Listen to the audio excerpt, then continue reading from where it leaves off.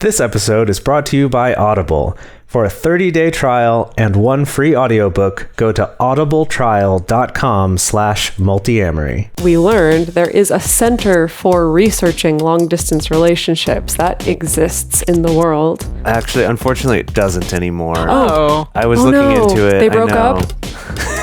Oh.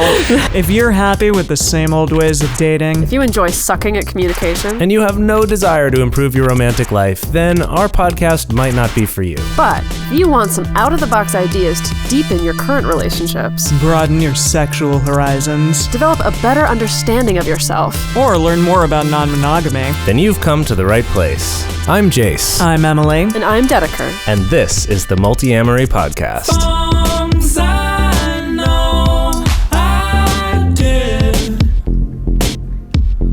Forcing me to form myself to fit.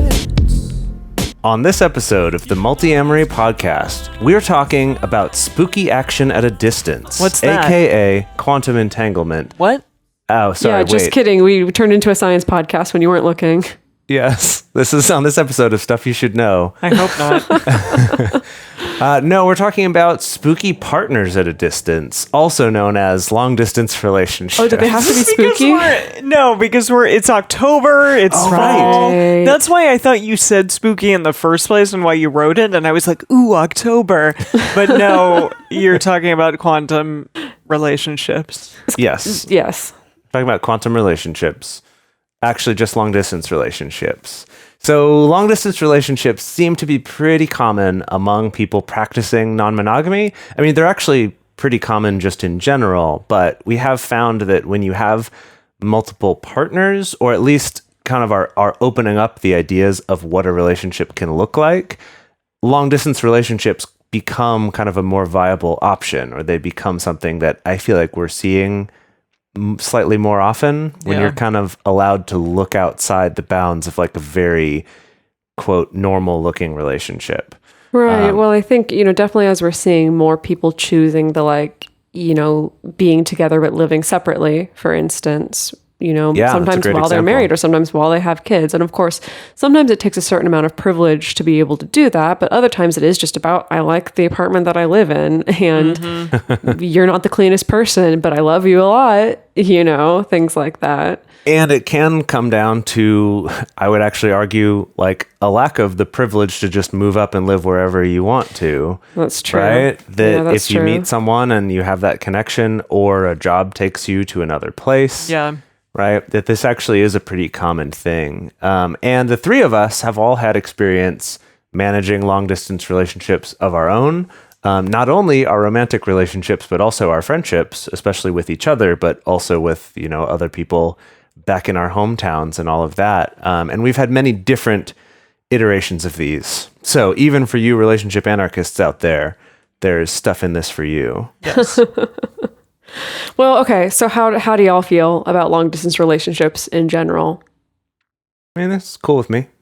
Yeah, I think sometimes they kind of get a bad rap. Like they get a little shit on sometimes by people like, oh, that's really never going to last. Or if you tell someone, hey, I'm in a long distance relationship right now, their first reaction might be like, ooh, I don't know about that. Oh, I'm so sorry. Oh, that must be so like, rough. oh, that must be so difficult. Wow, you're really brave to like go through that. But I know a couple people who are married and are living like in separate countries from one another and only Right. see each other maybe, I don't know, 6 times a year or something. And they're still, that's still really meaningful. They use a lot of the tactics that we're about to talk about here, but they don't have to be together 24/7 for it to be a really meaningful, good relationship. This is one that, for me, my views on have changed completely. Oh gosh, from- yeah. I remember Over the years, yeah. for years I was just like, I'll never do it. Like, Yeah. nope, that's But you did do it when you were in college, kind of. kind of. Well, that's part of what encouraged me to say I'm never going to do that again.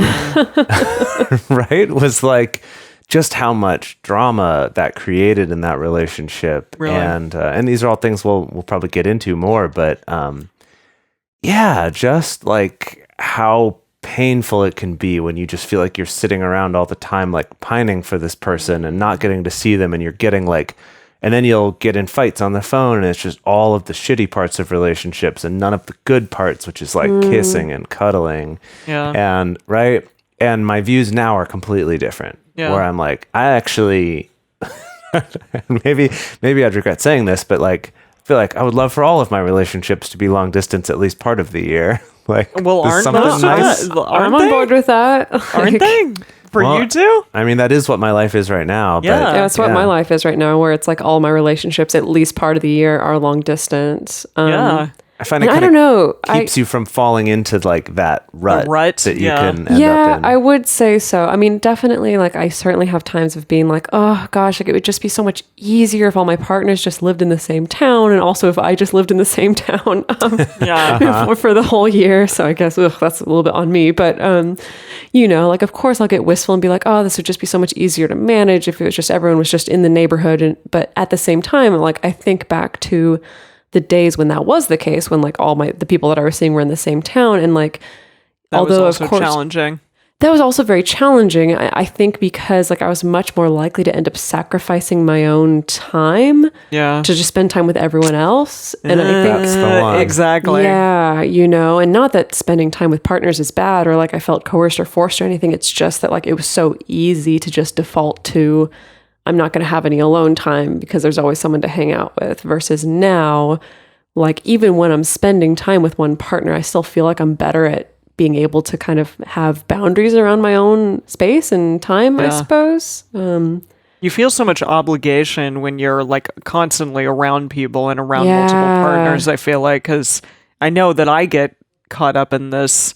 You know, I have like my multiamory days, and I have my days when I see my friends, and I have my days when I see my boyfriend, but not very rarely are those times also for myself, or like when I kind of carve out specific days or even hours for myself. It happens so infrequently, and maybe Yeah. I'm just not as good at setting those boundaries as the two of you are. Well, I don't know. Honestly, I always think that I'm really good at it. And then I come back to LA and then I'm like, how did my entire calendar get booked in like 2 seconds There here? you go. I Well, guess that's I'm not as true. good at this as I thought that I was. That's true. I find sometimes it's not even so much about like everyone coming after my time as much as, especially if I'm living with a partner or even with a friend, how it's just easier to do something with them instead of to take time for myself. And anyways, I'm sorry, this episode isn't about alone time. We should actually do an episode on that. I think Oh, that we would actually be really should. cool. I don't know. It'd be That's maybe a smart. short episode. Just be like, do it. Have Do it. it. Have some. Do it. It's important. Well, I think it could be valuable because I think it relates to what you do while partners are on dates. Yeah. It's also just general, your own personal health. I think there's I think there's stuff there. Yeah. We'll look into Okay. it. We'll see if Yeah, there's an that makes episode in it. sense. That makes So, sense. do you think that it is easier to stay connected digitally? And I mean, obviously, it is Just like far easier more. than it used to be. It's far easier to stay connected digitally, but does that in and of itself make long distance relationships also easier? Because you're not, for example, just having to call on the telephone every night or every week, or sending like snail mail letters, that'll Jeez. take weeks to Yeah. get there. For example, Yeah. you get, I we're think- looking at you, Dedeker, right now. It's true. It's Even true. I do though think We're not in definitely the same like place. a big difference is just the ease of being able to have like video calls, for instance. Because I remember being in a long distance relationship in my early 20s when like bandwidth wasn't really great enough to do super smooth video calls. Like you could do some maybe Like- grainy, choppy, awful ones, Yeah. you know. So for the most of it, it's like at least you had the advantage of being able to instant message back in those times, less so of texting. And even then, even being able to instant message, I was still kind of like, this sucks, and I never want to do this kind of relationship again. And Well, but yeah, I and you're do like at a think- computer. You're not just like Yes. phone in your hand, Yeah, wherever. That's or even true, yeah. not even being able to see the person all that often as well, Yeah. like not even be able to see pictures or anything. Like, so I do feel like things changed, at least for me, just with being able to have access to like video so much easier than we ever did before. Not that it's a good replacement for the real thing, of course. But I do think that for a lot of people, it makes long distance relationships easier. Yeah. Well, it's interesting actually in looking into some of the research that's been done about long distance relationships. One of the things that was cited as a potential pitfall is when you're having more phone conversations, you lack the like visual, I think text conversations even more so because you don't even have tone of voice. Yeah. But that you're lacking like the visual cues, right? For how someone is saying something when they're saying it. And I was curious actually, because I haven't seen any research about that. Like, how has the availability of video affected the way long distance relationships go and kind of what the pitfalls are? Yeah. I think probably because it is such a relatively new thing and it can take a while for studies to come together. But I actually wonder if you might see a significant difference between couples who do more of their talking over video versus ones who just do audio. In terms of like the numbers that is of interesting, and especially since we learned there is a center for researching long distance relationships that exists in the world. Actually, unfortunately, it doesn't anymore. Oh. I was looking into it. They broke up? It was a particular professor who started this, and they didn't give a reason why. Someone else created a site to like keep their work out there in the world, but unfortunately this center for the study of long distance relationships doesn't exist anymore. Okay, either they broke up or they finally moved to the same town or something. Yeah, I don't They're know. like, we're not long distance anymore. We can't. Yeah, we don't need to this. study it anymore. Yeah. Right. Well, okay, but I guess the important thing is that like research has been done upon this. This isn't just a weird aberration in relationships that's not being it's a very thought common about, thing. thought Oh, about, it is. or talked about. Not being thinked about. Yes. Yes.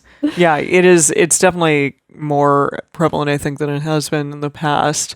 And people I actually don't know. I don't know if it is. That's an interesting question. Going and, for example, like Match.com or something, you can go on there and like start up a long distance relationship over the internet for the first time, probably. Well, maybe Match.com has been around for a long time, but I think that. Well, I think Emily has a good point. It's like the fact that it's like easier to get into a long distance relationship in the first place since you can connect with people from around the world if you really want to.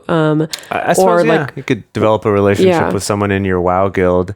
And exactly. Oh my goodness. Yes. No, people I interviewed for my book like met in their WoW guild. Of course they did. That's happened with a lot of people. I think also, just the fact that you can like go on vacation and just like pull up Tinder and it's a lot easier to just meet someone who lives in another country. Mm-hmm. And, then if you realize you're really into them, then it can keep going. And also I think the fact that, I don't know, there's a number of factors. I think like it being a little bit, it's kind of like easier for people to do things like work remotely, for instance. And so like if they want to stay in a particular city where they're very comfortable, like they don't necessarily need to up and move across the country for a job if they don't want to, if it's like where their partner is or whatever. I feel like people kind of have a little bit more freedom of choice of where they're going, which I think on the one hand could make it easier for there to be fewer long distance relationships. But I think on the other hand, it also enables more of them to be maintained, as it were. Absolutely. Yeah. So, okay, let's talk about some stits and stats regarding all of this. So apparently, according to the Journal of Communication, long-distance relationships have the same or more satisfaction in their relationships than couples who are geographically close.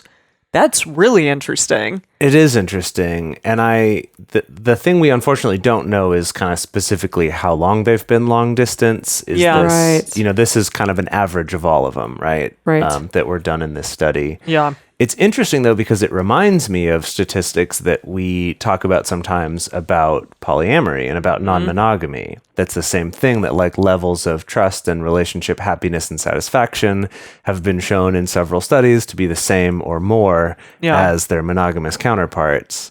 And it's just sort of, in both cases, I think people's assumption without knowing much about it is like, oh, you must be less happy in that. Yeah. Right. That must be something you do because you can't find the other.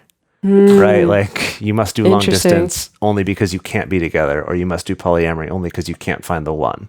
Right. But it is kind of that principle of like, if you have, adults who are like consensually and proactively choosing a particular form of relationship and are still dedicated and committed to, that relationship, then it makes sense that it would be about the same level of satisfaction as they would even if they were in like a geographically proximal relationship, as I believe all the studies are calling it. Yeah. Geographically proximal. A GPR. Yeah, one of those. There's LDRs and GPRs. Yeah, That's good.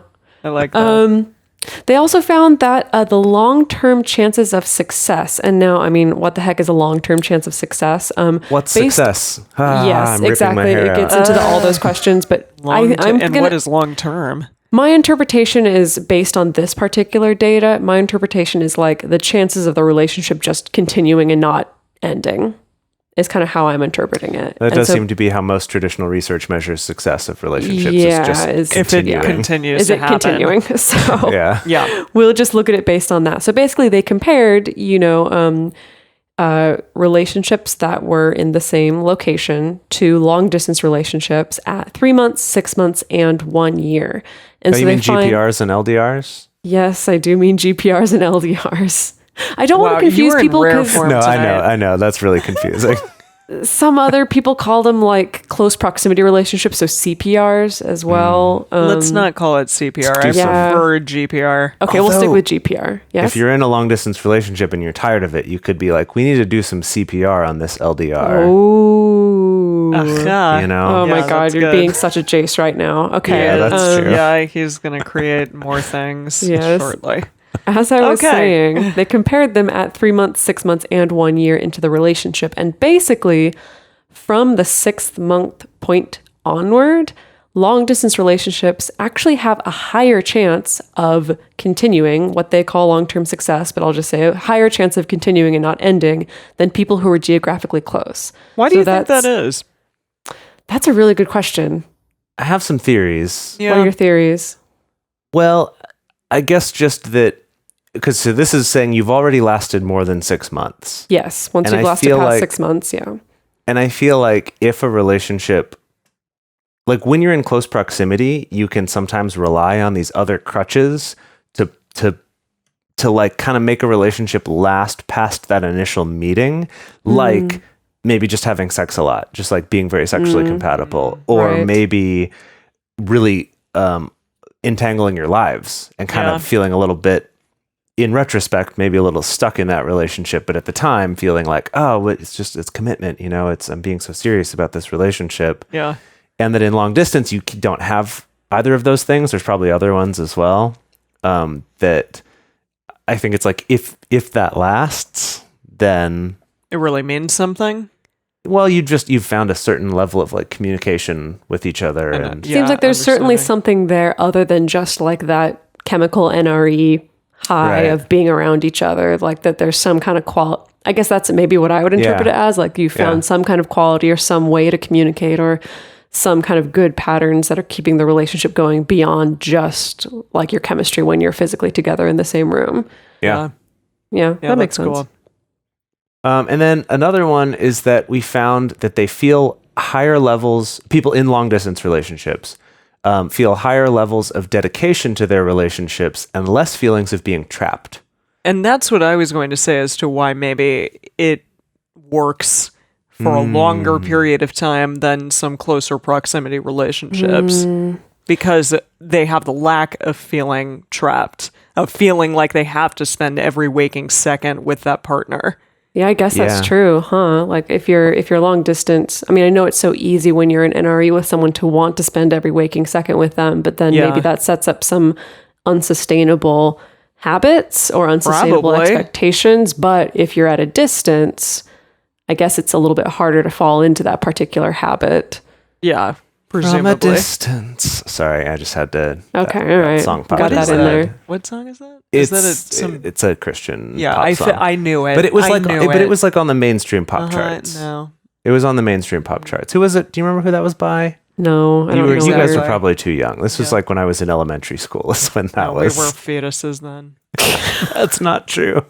We were very young. I'm not that much older than you. You're 6 years older than us. Yes, when I was in elementary school, you were not a fetus. Almost. Okay, sorry.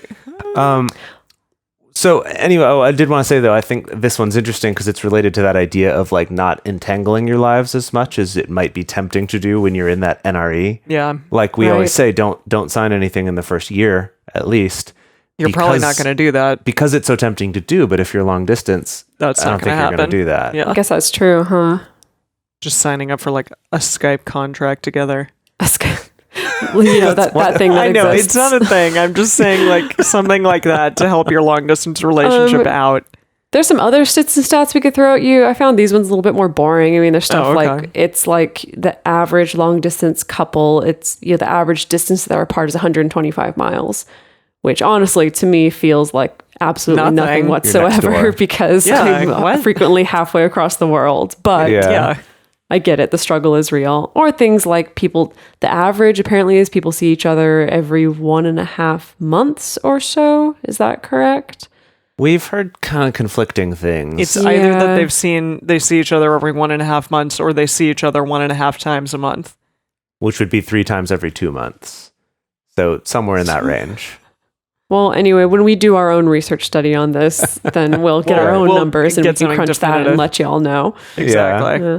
Anyway, All right. but I mean, outside of those kind of silly stats, I think these more serious ones that we were talking about, I think is very encouraging actually to know that it's like, actually, you have a pretty good chance at success, even if your relationship is long distance. As long as, as provided you're doing all the things that are necessary to have a good, healthy, sustainable relationship, but it's not that you're necessarily at a huge disadvantage against someone who is geographically proximal, as it were. Yeah. Yeah.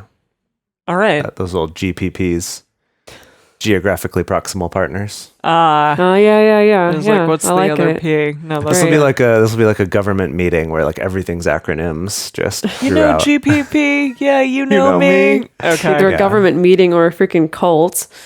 Yeah. Yeah. Yeah. Both good things. Yeah. Yeah. All right. So, do we have some tips for hips? From some hip tips. Yeah. Yeah. For chips. Man, hip tips for Chips. that's what I just said. So something that Emily pointed out last time is like we've revisited long distance relationships a couple times, and like our first time we did it, we only had 3 tips, and then next time we had 5 tips. 7. 7 tips? Seven. We upgraded up to 7. Okay, so Yeah. then we're like, okay, this time it's got to be like another Odd like number, odd because that is number, more like weird prime artistically number or something. Correct. Yeah. So I think we got like 9 tips, maybe even 10. We got a lot. Of I good just stuff counted here. and it's 9. It's 9. Okay, great, 9. But some of them are kind of multi-tips. Okay, That's great. So fine. in like 3 years or so, we'll be up to like 25 tips for Oh my gosh. a healthy long distance relationship. Just stick we with better us, like folks. run through those super Yeah. quickly. Exactly. All right. Okay. What's our first one here? Okay, so our first tip is to cultivate your own social life and your own interests. And this one, it basically sounds like the same advice that we give for any type of relationship. It's and true. it's true. Be you your know, own it's- person. Yeah, connect, have friendships or other partners or, whatever it is. Don't just sit around kind of pining and waiting for the moment that you get to talk to them again. Because if you think about it, like that's not what a healthy in-person or geographically proximal relationship looks like. So that's also not how a healthy long-distance relationship looks, Yeah. right? It's just be interesting, and the other person will be more interested in you, and you'll be more interested in your own life, just by being interesting and doing stuff, like figuring out what it is you like and what you like to do. Right. I think I was reading somewhere, and I didn't include it in our show notes because like they didn't exactly back this up with research, but like some article mentioned that women tend to do better with long distance relationships or that struggle less. And like I said, they didn't back it up with read any that too. figures. So like take that with a grain of salt. However, that does make sense with kind of the statistics about how like women tend to just have better support networks. And so they get through breakups like a lot faster than men do, for instance. It's Yes? interesting because I've also been hearing about a lot of statistics recently about how that trend of like men not having support groups outside of their romantic relationships is also starting to change. Oh, that's with like good. millennial guys having like Right. the bromance is what the media loves to call it. but that idea that men are having more close, intimate, like emotional, platonic same-sex friends. That's fantastic. So it'd be interesting to see if that changes over time too. Yeah. Unfortunately, still no major studies that also includes people who don't identify as a man or a woman, but Right. that is the trend. But anyway, just that same takeaway is like still keep investing in your support network outside of your long distance partner. And just especially your also life in general. Yeah, and if you're not monogamous, that of course includes also continuing to invest in your other partners as well. Yeah. Awesome. So second tip number 2. So that is, when you're sharing with your long distance partner, make sure that you're sharing the details of stuff that's going on in your life, even the boring stuff, even when it's just like, yeah, I had like this awkward lunch with a coworker today, or, oh yeah, I had to like have this long conversation with my mom. And it's best to avoid generalizations because like something that's like so great about when you're with a partner who actually is proximal to you is that you get a little bit more of that insight into the everyday stuff, the day-to-day stuff. And so when you avoid generalizing when talking about your life, it helps that long distance partner to have a little more of that snapshot of what's going on in your life. So as in, instead of just saying, oh yeah, I had a, lunch with my coworker, go more into detail about like what you got. Is it like your favorite place? What did you order? What was the things that you talked about? What made it awkward? How did you feel afterwards? Was there anything funny? Don't be afraid to kind of go into more depth. For me, this is minutia. One that I struggled with for a long time and still sometimes do because I sometimes just felt self-conscious of like, am I just boring this person with unnecessary detail? Like, do they really want to know? But I'd say like err on the side of more, just to, again, to kind of help foster that sense of them getting a taste of what goes on in your day-to-day life. I think that actually a really nice side effect that comes along is it will keep you from painting something with too broad a brush in terms of how it felt.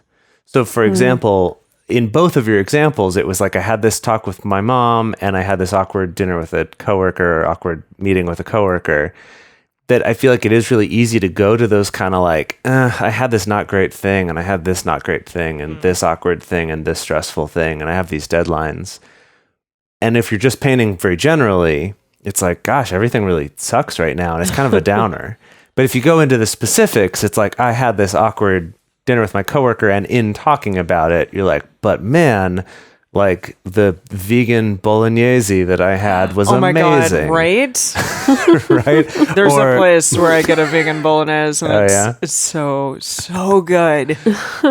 Right, that you get into like those kind of details that when you're just giving that broad story get lost, and it helps your partner to also kind of see all the nuance and that everything isn't all bad all the time or all good all the time, that there's all the different experiences and colors. Yeah, absolutely. And along those same lines, also like take more pictures, send more pictures than you think that you should. I know I've talked about this a lot. Pictures of yourself specifically. No, not just pictures of yourself. Not just pictures of yourself. Like I think also kind of along the same lines of, take pictures of what's going on in your environment. Take random pictures of that awesome vegan bolognese and like send it to your partner, take pictures of like a cute little bird that you saw. Like again, like more things that you can do to kind of help bring this person into your world.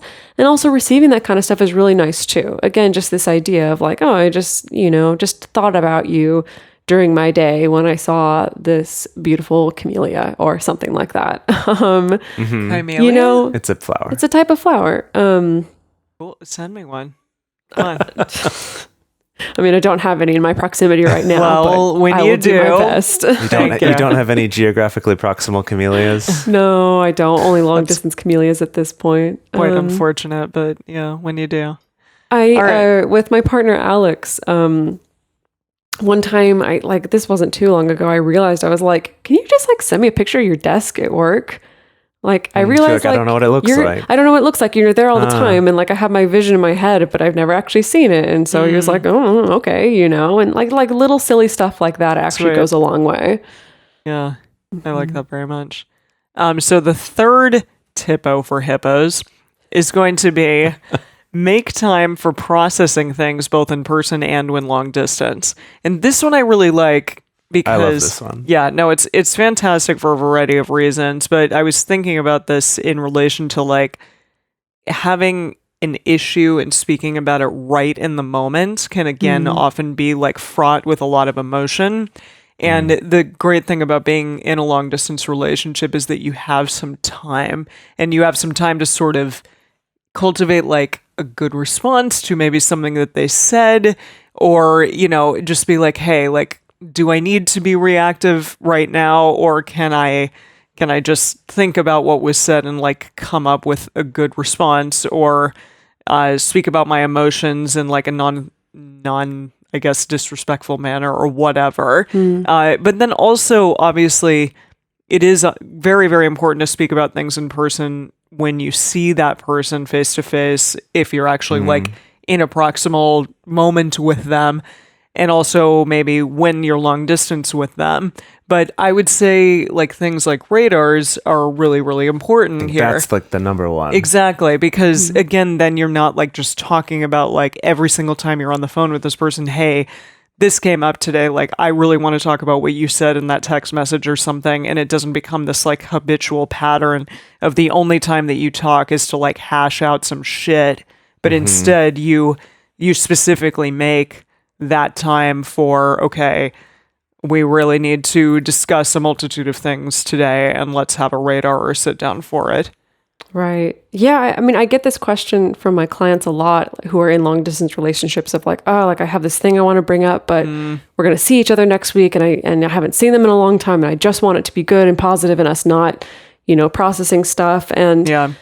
And so, yes, of course, like having something in place like a radar, like this dedicated container for communication is great. But I also encourage people, like, you need to learn to flex both muscles, both the muscle of talking things out when you are long distance, when it does have to be either over text or email or over a video call or something like that. But also, you know, flex that muscle and build that muscle of talking about things even when you're in person. Because if you neglect one or the other, it's really gonna stymie you essentially in the long run, like if you kind of prevent yourself from having that skill. So it is important to be able to do both things. And you don't want to like set the precedent of, okay, when we see each other, like this is the time that we hash everything out, or Right. vice Or the versa. opposite, yeah. Exactly. Right. Yeah. Exactly. Like, oh, I'm just going to like kind of tamp everything down when I see you because I want it to be perfect and okay. Like that's not a good Right. way to act either. Yeah, So again, definitely. you're absolutely right. It's important to have the flexibility and know that like, okay, I'm going to be able to constructively speak to my partner regardless of whether or not we're like next to each other. Right. Definitely. So Yeah. moving So, along to I was just next going to say, one? so if you're listening to this and are in a long distance relationship going, go listen to our relationship radar episode. Yeah. Because that was something that in the like year that we spent kind of refining that process and tweaking it and figuring out like how to make that work the best. A lot of that was spent with Dedeker and I in a long distance relationship, trying that out, as well as the three of us, you know, even in our like friend and professional relationship, having different configurations of long distance relationships. Yeah. So like it was Me very too, with much Josh and all of us Right. kind of perfecting Right. the method. but it was especially transformative, I think, for those times of long distance, because it helps you both plan for the times together and plan for the times apart. Yeah. And to do that without it having to take over every single conversation you have. Yeah. Right. Right. And on that note, moving on to number 4, really pay attention to love languages. Again, if you don't know what I'm talking about, you can go specifically look for our episode that we did on love languages, or you can just Google the 5 love languages. Most people know about it. It seems if you're listening Or to this have heard of it podcast at and least. have any interest in relationships and communication, you've probably probably heard know about what it love is. languages. But again, it's you know, the particular language that you and that your partner give and receive love. And it's everything from acts of service, physical, non-sexual touch, words of affirmation, quality time, and gifts. That's all of them, right? I was Yeah. counting to see if you Yeah. got it. Well Okay. done. You know, and so really pay attention to what your partner's love language is, because that's really going to make it a lot easier for you to be able to still help them to feel loved and appreciated even when you're at a distance. And yes, that even includes touch, even if your partner's love language is touch. And then arguably that's like the most difficult one when you're at a distance, because obviously you can't physically touch each other, at least not yet, not till we figure out some really cool technology for being able to yeah. transmit touch sensations across long distances. But a way of getting around this is like you can still include a lot of touch-based language in your communication. Like you can still talk a lot about like physical attributes of your partner, about like, I really miss the way that your skin feels, or I really love it like when you touch my hair, or I love it when you play with my beard, or things like that. And again, like with all of these things, of course, it's not going to be as good as the real thing as like actually playing with your partner's beard or hugging them or kissing them or having sex with them. But you can still include that language when you are talking to your partner. And it can still kind of scratch that itch if your partner is someone where like touch is very, very important to them. Mm-hmm. And so for the rest of them, like gifts, it's relatively easy to send gifts now, or to send like little care packages or things like that. And same with, verbal affirmations and quality time, again, like blocking out quality time for you to spend together. So again, just like really, really pay attention to your partner's love language, and also communicating your own as well. Because if you're experiencing frustration in a long distance relationship, sometimes it can lead down to that like you're kind of not being spoken to in the language that makes you feel the most loved. And so learning to communicate that with your partner can also help. Yeah. So before we go on to the next 5 tippos for hippos, we want to take a quick moment to talk about an amazing way that you can join a supportive community of other people, many of whom are in some kind of long distance relationship, or who have a lot of experience with that, or maybe who are just starting out on that journey. And that is through our Patreon community. So if you go to patreon.com/multiamory, you can choose an amount every month to contribute to support this show and the community and the work that we're doing. And as a thank you for that, at different reward tiers, we have different communities that you're able to join. For example, at the $5 level, we have our Facebook community as well as our Discourse community, and we also have a Discord community. What's the difference between the Discourse and the Discord? So Discourse is like a discussion forum. It works a little bit like Facebook, where you can kind of make a post and people can have comments on that, and it kind of all ends up threaded inside that discussion. And we also, but unlike Facebook, you have a lot more control over what gets shown and how that shows up. And then also we have kind of like different rooms, essentially, like different channels where you can post about different sorts of things, and then people can comment on those.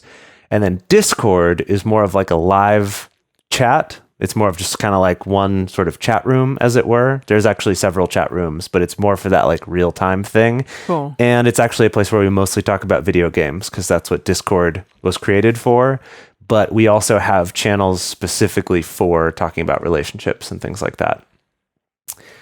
So if you want to be part of that, you can just go to patreon.com/multiamory and join that, as well as things like getting ad-free episodes a day early and our monthly video discussion groups. So go check all of that out at patreon.com/multiamory. And if you haven't already, please go to iTunes or Stitcher and write us a review. Let us know what you like about the show. Let us know how it's helped you in your relationships, if you've found any particular episodes really enlightening, because it will help us show up higher in search results, which is incredibly important for people who want to find our show or just are looking for like good relationship advice, shows on polyamory, anything about that. Like, we will show up higher in those search results the more reviews we have. So go to iTunes or Stitcher and write us a quick review. We would really, really appreciate it. Okay, and our sponsor for this week's episode is Audible again. Why again? Well, that's because I'm super excited to still be plugging the audiobook version of my book, The Smart Girl's Guide to Polyamory, that was just released last week. The audiobook version was. And I'm so excited to finally get to share it, especially with all you out there who clearly are audiophiles and love having stuff to listen to on your commute, on the way to work, or on your way home, or whatever.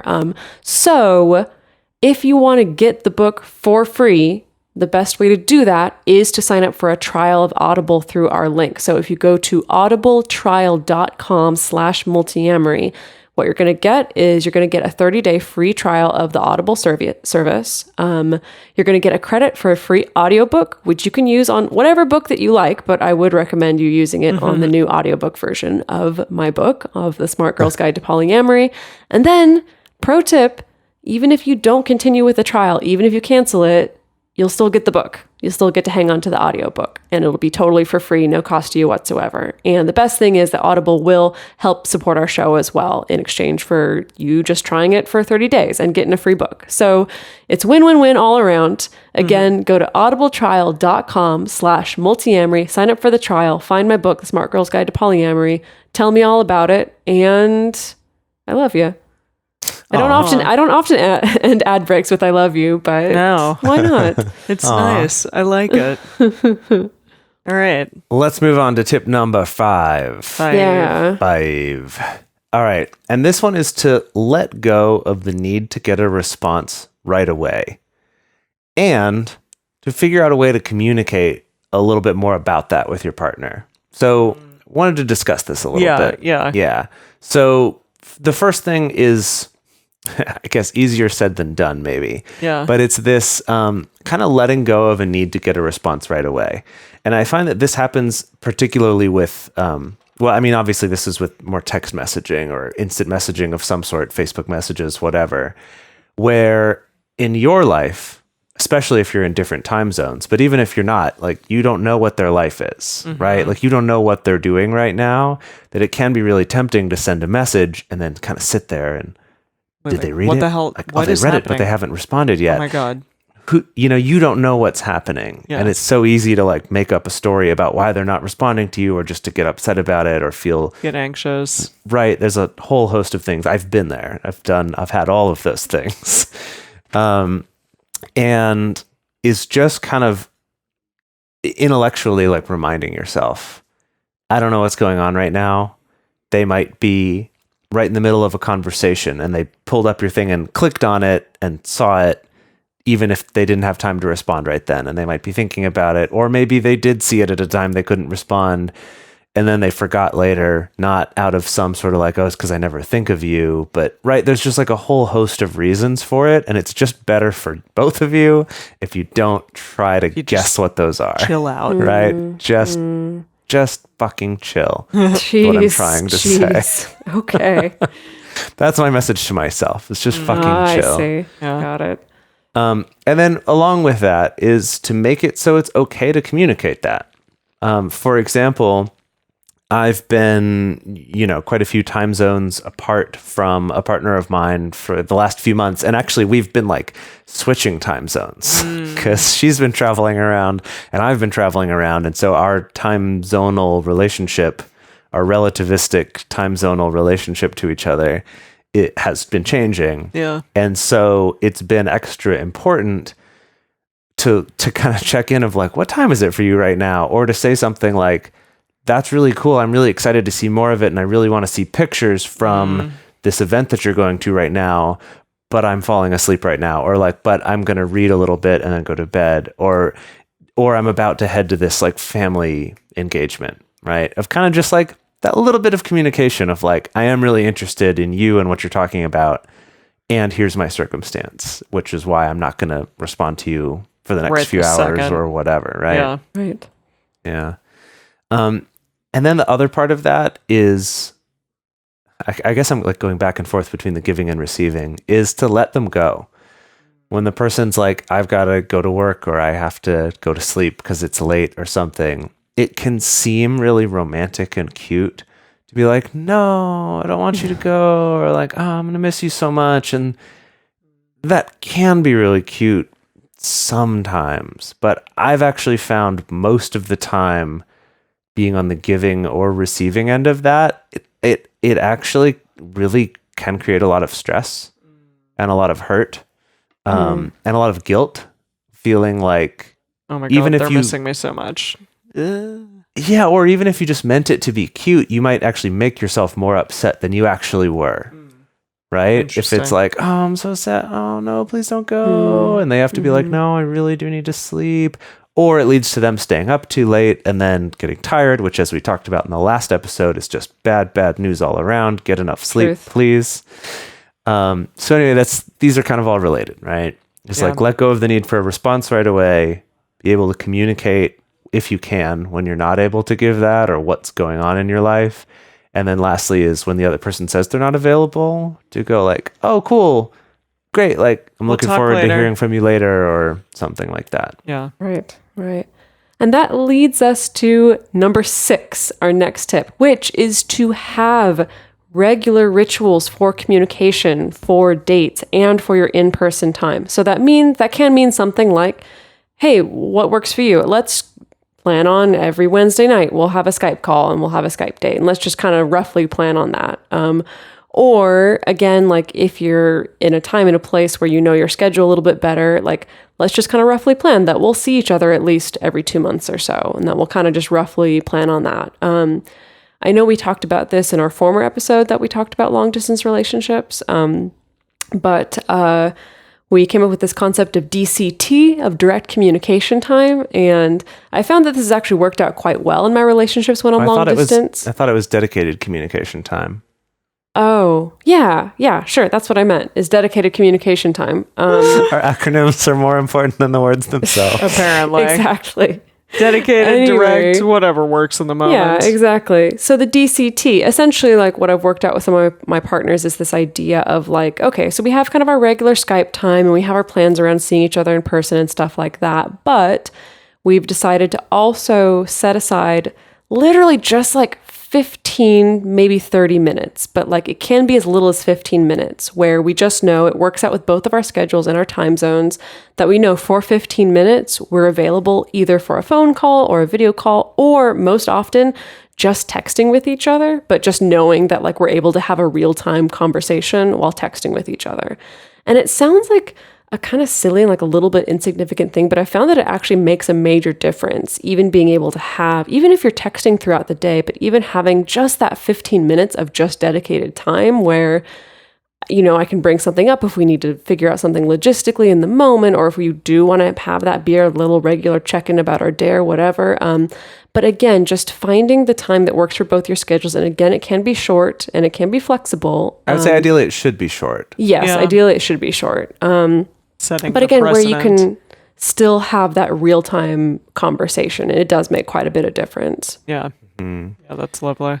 And also just be okay with rescheduling those things. Like if you do that weekly, you know, every week on Wednesday nights is when we do our call. Like it's okay to change that sometimes too. But by having it in advance, and if it's on your calendar, if you schedule something that's on a Wednesday, you know, oh, I got to reschedule this. Yeah. Like by planning it in advance, even if you have to change it, even if you end up rescheduling it every week, it's at least there as a reminder of like, I've scheduled something at this same time. We need to have a conversation about rescheduling it. Yeah. Right. And then the other one about that was for something like if you're doing something less often, like a radar or, you know, kind of like a longer hangout session, something that Dedeker and I have found to be helpful is scheduling the next one at the beginning of this one. So not waiting till the end, you know, where often you're like both tired and it's like you want to eke out every last moment of hanging out with each other and then being like, oh crap, well, we'll schedule it later. And then a week goes by and you haven't rescheduled it. It's just right at the start, actually. It's like, oh, this is awesome. Let's schedule our next one before we even start watching a movie together or whatever. I need to remember to do that on my radars too. Yes. Yeah, definitely. Yeah. It's and like that's good for long distance. I know. On the radar worksheet, it's like at the top of the page. Yeah. Schedule the for next one. time. Yeah. I know that's very, very smart. Absolutely. Okay, so number 7. 7. Avoid checking in with your partner too frequently. And this is an interesting one because, again, I think that can come with insecurity. Like, are they thinking about me? Am I, thinking about them enough? Am I checking in enough? All of this stuff. But really, like, avoid doing it to an obsessive level. Because, again, it's probably not really going to make you feel better about your time apart from them. There are moments probably where you're going to feel anxious. about what's happening in your relationship, if it's going well, what your partner's thinking. But you, again, like going too much, checking in too frequently, that's probably going to maybe make your partner feel a little annoyed with you, maybe a little resentful sometimes. That's something that you don't really want to do. And it could also be a sign of just a deeper issue that's going on. Do you have insecurity? Do you have jealousy? Is there a lack of trust there?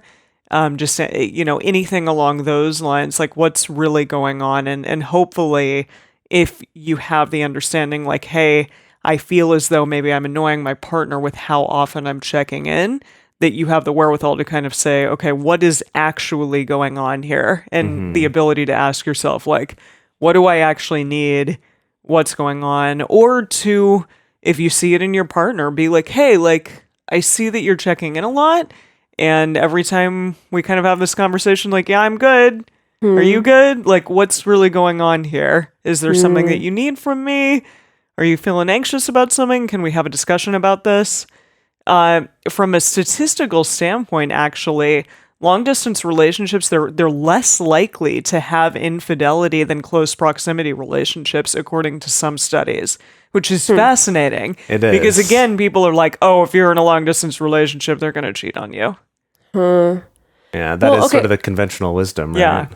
Well, now I want to ask, why do you think that is? Well, because, I mean, again, it's like that idea that, oh, well, I'm not there to, like, monitor their moves. I think that's it. Yeah, and they're, because I'm not around them, they're just going to go hog wild and like sleep with whomever. Well, but whenever. no, I'm asking but why is it that in reality long distance relationships are less likely to Well, no, have that's what I mean. infidelity? I think that's the deal. Is that so this from the studies that we were looking at. Yeah. One of them, I think, showed that it was slightly less likely that long-distance relationships would have infidelity than proximal ones, but that most of the studies seem to be like they're equal. Like it doesn't make a difference, which still goes against the conventional wisdom. Yes. But I think it's actually more about that idea of like constantly monitoring your partner's behavior is something that I think in traditional relationships, we delude ourselves into thinking that by doing that, we're somehow keeping them more faithful to us. But instead, it's like, this is not an attractive quality in you. Well, that Perhaps. too, that too, but also just that it doesn't actually make any difference. Sure. Like that you don't have this like mind control over them. Of And course. even if you were in a relationship where your monitoring was the thing keeping them from cheating on you, Yeah. you got a whole host of problems before Shout. that. That's true. That's You true. know?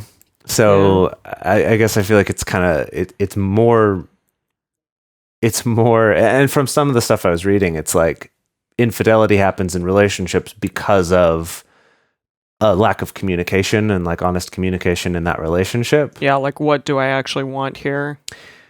Right. Maybe I want to have multiple relationships. Exactly. Right. Yeah. Exactly. It could be that sort of conversation that hasn't been had, and that's not something specifically tied to distance or not. Yeah. you know? Right. Yeah, that makes sense. And actually, that does lead to number 8, which is to make sure that you are clearly communicating about expectations. This can include having conversations about how often can we visit each other? Taking in mind not only the distance, but also availability of time, Other partners, partners. money, because it definitely costs, it costs a lot to travel to be able to see somebody. Have conversations about, do you ever want to live close to each other? And it's interesting that when we're, doing all this research for this episode, most articles are written with a traditional monogamous audience in mind. And so most articles are saying, Have an end date. Exactly. You need to have an end date to this long distance. Like you need to have a time when you're going to live in the same city or in the same house or going to move closer to each other or something. And But polyamorous relationships may never have that. yeah, that's true. I mean, I think that if you are conducting a more traditional monogamous relationship, that may very well be part of the conversation, part of the ongoing conversation, to have an idea of, how long are we willing to tolerate being long distance? But that may not be the case for you. That may not be what you want. You may not be interested in eventually moving to the same city that this particular partner is in, or having them move in with you or whatever. So again, having those conversations on an ongoing basis, like checking in about that. It's a great topic for a radar to, again, just kind of check in about living situation, how you're feeling. Do you want to come visit for an extended period of time, like for a couple months, if you can pull that off? Or do we want to try living together or living in the same city or something like that? Or are we not interested in that at all? And all that's okay, just as long as you're communicating about it. Also talking about what you each expect for your individual futures. I know it's hard sometimes when you don't know exactly what the future is going to bring, but if you have some ideas about your career or what you want to do as far as building a family or not, or traveling or having a house or not, or whatever, again, having those ongoing conversations. And then also really, really important, it means also clearly communicating with your other partners, if you have other partners, especially geographically close partners, about your long distance relationship as well. It can be really easy to fall into this mindset of like, oh, out of sight, out of mind. This other partner doesn't really exist, or this other relationship doesn't really exist, or it doesn't have any influence on my relationships that are proximal to me. But it's important to make sure that, if you have multiple partners, you're talking to all of your partners about your long distance partner the same way you would as though it was someone who lived close to you, that you're still giving the appropriate weight and attention and time and investment that is, appropriate and matches, however invested and committed the long distance relationship happens to be. And to let that long distance partner know that that's something that you talk about too, right? To be like, oh, I was actually just mentioning this thing to my other partner about you, about this thing that we were talking about, whatever. Again, hopefully it's something that's appropriate to share based on your relationship agreements and what that person's okay with. But it does really help to feel like, oh, I'm not being hidden from everyone else. I'm not the relationship that they do, in secret in their bedroom on Skype, that I'm actually a person that people in their life know about. That's lovely. Okay, now we get to do the fun stuff. Number nine. Which is number nine. Number nine. Oh, we went different number 9 songs. Yeah. That's great. Wait, what's the number 9 song that you did? I was doing the Beatles one. Oh, Number 9. Yeah. Oh, Yeah, the Revolution number 9, I see. Yeah. Yeah, but no, I was doing Hamilton. Yeah. Obviously. Got it. So number 9 is, let's talk about some specific ideas for fun stuff to do with your partner. So can I just share real quick? Yeah. I'm going to be entering into a long distance relationship shortly because I'm going to be gone for a couple months in China. I will be gone for 2 months, so I will be like spending the longest amount of time away from my nesting partner that I have ever. But a really sweet thing that he did was he bought me like a picture frame that is a digital picture frame that like you take a picture and then it uploads to the frame. So I'll have it like sitting by my bedside, and then if he takes a picture, it'll like upload straight to the frame. Like So- you can add stuff to that album that Exactly. will show up there. Yeah, That's totally. cute. Yeah, so again, That's a like, really good idea. yeah, I Yeah, mean, that's cool. obviously, like, he can send me stuff, but if like we are going to be on totally different time zones, so Right. maybe I can like wake up and then I'll see a bunch of pictures of stuff that he did throughout the day, and I can do the same for him on the other end. Yeah, so, that's a really cool idea. yeah. So I like that one, but there's a bunch Nice. of other ones. So do you guys want to talk about things that you've done? Yeah, totally. Oh, sure. I mean, I Yeah. think that I think everyone tosses out, it's so easy to do like a movie date or a TV show date just with, streaming services and Netflix and everything just to, Do you just like start it at the same time? So there's a few ways to go about that. One is starting it at the same time, which is honestly most often what we do. But there is a service that I started using recently that's it's called, what is it? It's It's called Rabbit. Abane. It's Rabbit. I'm just like, is it rabbit.io? No, it's rabb.it. But Rabbit. is. And it lets you essentially like create a private room or whatever. So you could have a whole group of people, but you can share a tab from your web browser essentially. So you could have YouTube up or Netflix or, whatever it is, and can be watching something while the other person's watching through your streaming link. Yeah. Anyway, I found some luck with that. It makes it easier to like, especially if you're watching something you want to start and stop a lot and talk about. That's a lot easier than trying to sync up like, wait, okay, how many seconds And are you at? 3, Okay. Right. 2, 1. Wait, do we go on go or yes, 1-1? No, what? Get on. I've definitely Go, had that conversation so many obviously. times. God. Yeah. Exactly. What else do we got, Deds? I love doing book club. I haven't done one in a little while in my Yeah. relationships, but wanna just do picking that. out a book, like either picking out the same book that you're going to read and talk about, or suggesting different books to each other. Like maybe that, one of your favorite books you suggest to your partner, and then your partner suggests one of their favorite books, and then you both read and then discuss. Any kind of exchange like that is really great. It's been, like I said, it's been a while since I've done it, but What I like about that option is that it takes off that pressure of having to both read at the same rate. oh, that's Yeah. true. That's Yeah. true. Is that if you're both you're each reading a book that the other person's already read, it's okay if you're kind of out of sync in how Yeah. much reading time you have. That's No, smart. that's true. You don't have to worry about like spoilers or anything like that. Yeah, Yeah. exactly. Or maybe, maybe you'll read through like 3 books that I've read in the past and we can talk about in the time it takes me to read through one of your favorite books. Yeah. I don't know. Now that you're this like badass speed reader these days. Ooh, Well, you were doing that before. well, So whatever. I did just finish a book on the plane back here to LA. So, One of my favorite things are video games. Woo! Obvi. Yes. And yeah, you two like did video game dates, right? Oh, all the Oh, time. yeah. I do Yeah. video game dates with Alex as With well all the everyone. time. Yeah. Yeah. So Yeah. great. Yeah, and Yeah. video game dates can work in a couple different ways. It could either be a video game that you can play online with each other. Our favorite right now is Stardew Valley for that I because know they I need added to get in on that. multiplayer to that. So Dedeker and I have a nice little farm together. I It's our know. little Where love we- farm. I know. I We want raise a farm. chickens and rabbits I and want one. cows Get and me in on this plants. Yeah, you got to buy the game and then we'll add you to the farm. Or it could be something else that Dedeker and I do a lot is we'll play like point and click adventure games where one person will be the one playing and we'll do a screen share. Yeah. So and the then other person collaboratively, like, make Right. the Do this, do decisions this. or, Yeah. or be like, oh, did Yeah. you click on that thing up there? Like, oh, what if that clue's related to this? yeah, that's awesome. I Yeah. love that. Yeah, done a lot Probably of that. probably wouldn't work as well if like one of you's like playing Super Mario and the other's commenting. Like that might be less fun. But if A it's little a bit story less based fun, yeah. game, you kind of get to talk about like, oh wait, I remember they talked about this thing. You should go check that. Yeah. It's a fun way to interact. Or if that's you're a little awesome. more hardcore, there's always MMOs. Oh, yeah. I Yep. definitely maintained many relationships in the past over WoW. Yeah. Or you could get into Second Life.